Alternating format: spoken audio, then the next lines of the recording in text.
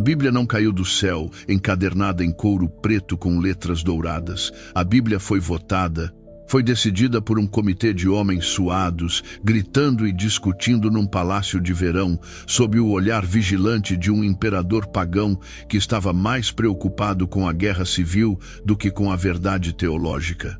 A imagem que você tem da cristandade primitiva, essa ideia romântica de uma fé unida e pura que desceu intacta dos apóstolos, é uma fantasia fabricada. A realidade histórica é que, no ano 325, a divindade de Jesus não era um fato estabelecido, era uma proposta submetida a debate parlamentar.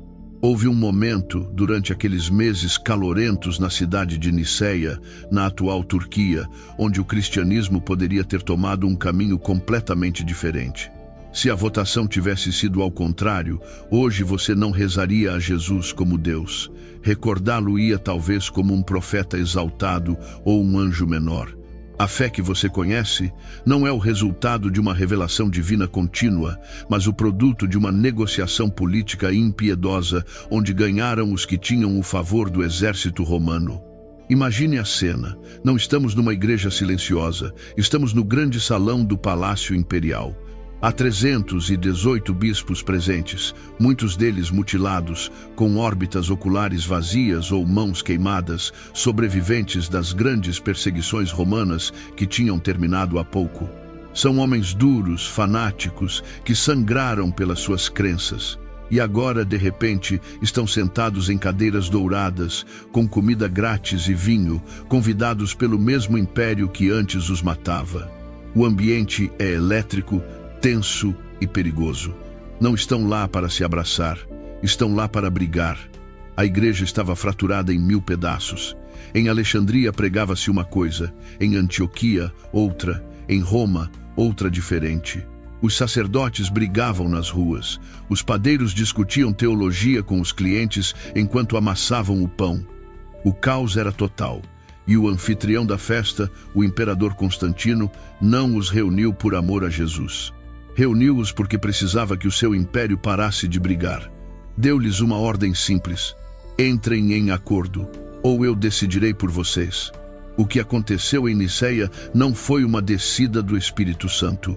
Foi o nascimento da igreja como instituição de poder.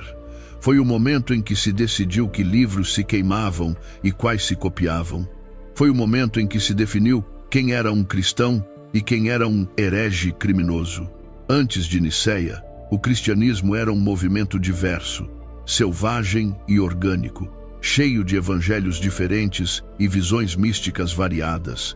Depois de Niceia, converteu-se numa corporação com um único credo, uma única lei e uma única espada para impô-la.